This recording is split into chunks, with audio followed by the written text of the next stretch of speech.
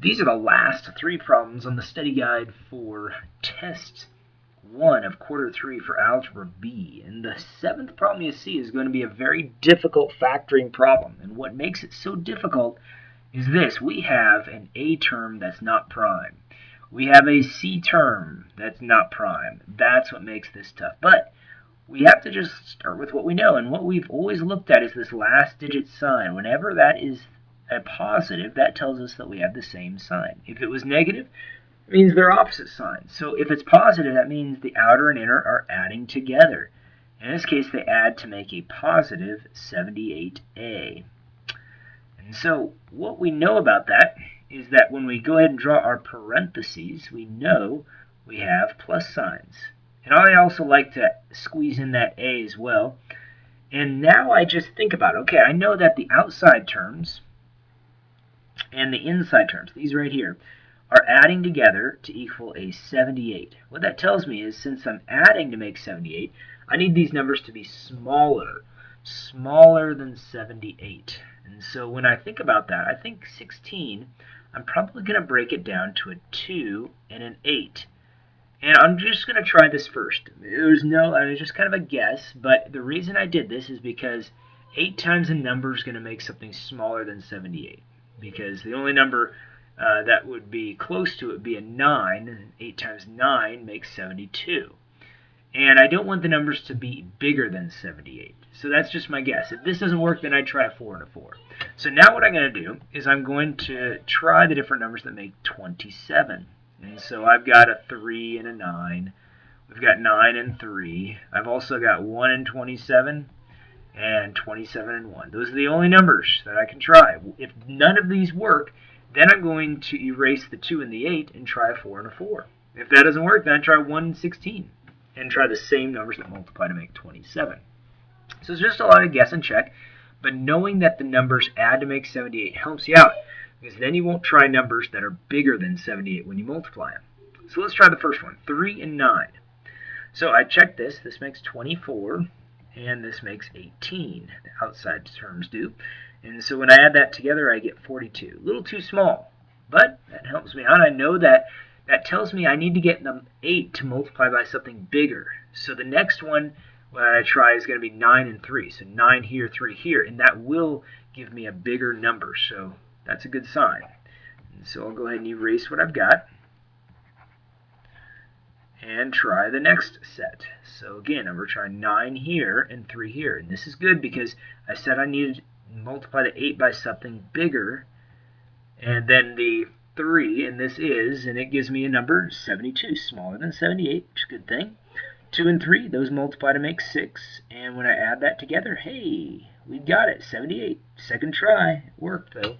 And so there we have it. So again, these problems you can always check your work. And you just got to try all the different combinations till you find the right one that does end up working. Well, the next two problems are going to be mixture problems. And these are good problems. And actually, I've used them in the past. One time I was mixing some feed, and I wanted a certain protein level. And I didn't have that exact protein level, but I had two different feeds that would combine to make that protein level. Because what you end up having on a mixture problem like this is a high mixture, a high percentage, and then you also are going to have a low percentage. And you're going to end up with a mix that is in between. Your mix is in between the high and the low. And so that's what we're going to see on these two different types of problems. The difference is what they give us, because we have three different categories here on our chart that I like to set up. I've got an amount of solution, and it's like the total amount of whatever we have. Like if it's a 60-liter solution, that's the amount that it is. And then we're going to multiply this by a rate, and the rate in this case is a percentage, and it's a percentage of whatever we're dealing with, in this case an alcohol. And then when we go ahead and multiply the amount of solution, which has some alcohol in it, times by the percent of alcohol, then we get an amount of alcohol. And the only thing about this is that I like to do the problem where I'm not adjusting the percentage. So my amount of alcohol is going to be times by 100 because I'm not changing the percentage to a decimal. So let's go ahead and fill in our chart. Here it says you mix 60 liters of a 13% alcohol solution with a 30% alcohol solution to make. Now this is the key. When you see these words to make, this tells us that now we're dealing with the mix. So that helps us out. So we have a 60 liter that is 13% alcohol. But that amount, that 13%, is smaller. It's our low percentage because we're going to mix it with a higher percentage. So we're mixing it with a higher percentage. We don't know how much, so I'm going to put an X there. And it says that we want to make, now this number should be in between the high and the low, and it is. It's 20%. We want to make a 20%. And it says, how many liters of the 30% do we need? Well, there's our unknown. We don't know that. Well, what's the mix here? Well, these two add together to make the mix. So it's going to be an X plus 60. So we're starting off with 60 liters. We're going to add some 30%. We just don't know how much. And then together, they're going to make whatever we added plus the 60 that we already had will make the total amount of the solution for the 20%. So from here, once you've got that, it's just kind of a algorithm here that we just have to solve. We just need to multiply these numbers. We've got 30x. And over here, we multiply these numbers. 60 times by the 13. Well, if we just do 6 times 3, we get 18. And then 6 times 1 is 6, plus 1 makes 7. So 7, 8, and you add a 0 because you have 780. And then over on this side, we get 20x plus, now 2 times 6 is 12, and add 2 zeros. So remember, just as before, these amounts add up to make this total. So let's go ahead and set up our equation. It makes 30x plus 780 equals 20x plus 1200. And so from this point, we're just going to do some opposite operations. So I'll go ahead and subtract that 20x from both sides and subtract that 780 from both sides. Let's see what we get left over. When we do the subtraction here, this was easy. You got 10x. Over on the other side, though, we got to borrow. So we bring down the 0, and we got to borrow all the way back from the 1, change the 12 to an 11, and do the subtraction. I end up with 420. And so from that point, we can do the division of 10. Nice thing about dividing by 10 is it moves the decimal. So we end up with an x equals 42. Get to cross off these zeros, we're left with 42. So there it is, 42 liters of this 13 or 30% of 30% alcohol solution. Well, that's one type. Let's take a look at the other one that we end up having to deal with here. So we have sort of the same thing. So we're going to end up with a same sort of deal where we have a high percentage, we're going to have a low percentage, and somewhere in between we're going to end up having the mix. So same sort of thing, we have an amount of solution, and then we multiply that by a rate, and the rate is going to be a percentage again, and it's a percentage, in this case, of, what are we dealing here with? A salt. So we end up with an amount of salt. So let's go ahead and fill in our chart as much as we can. So it says you mix a 35% salt solution with a 10%. So we're mixing these two together. So we have a high percentage, 35, low percentage, 10. The mixture produced 40 liters. Okay, it says it produced 40 liters. So we know the mixture this time instead of one of the parts. 40 liters of a 20%. All right, so now they're saying how many liters of each solution. So we don't know which one to put on the variable, so we just got to pick one.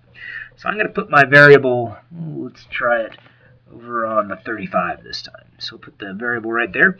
This one, though, is going to end up being the total minus the unknown. So this is different. Notice the difference here.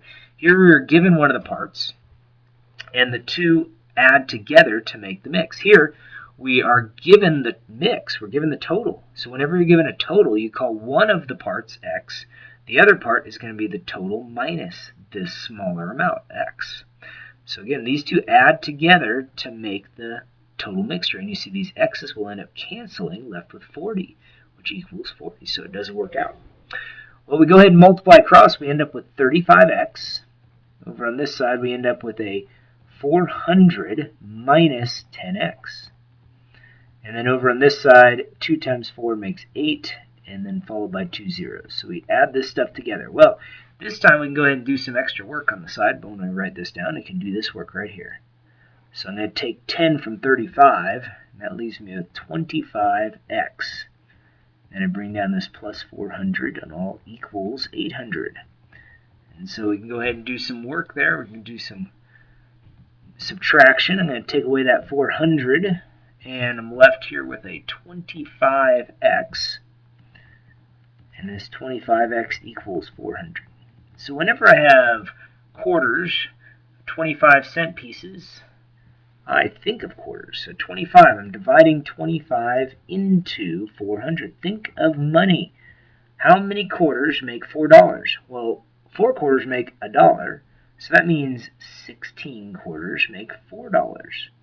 And so if I do that division, x is going to end up equaling 16. So we end up having 16 liters. I think that's the units we're in. Yes, it is. When I look up there, liters of. Now, which one is it of? Well, right here. That's why we have the chart. X is the 35%. So 35% salt solution. Well, what's the other amount? Well, here we just have to do a quick subtraction problem. Right here, put 16 into this x right here. So it's just going to be 40 minus 16. And that gives me, well, I got to borrow a little bit. Here, this is a 4, and this is 2. So I got to borrow from the 4, change it to a 3. 3 minus 1 is 2. 10 minus 6 is 4. So 24 liters of the 10% salt solution. And there it is. So those are the two different types of rate problems you'll see. There's a bunch of problems to practice on the back side.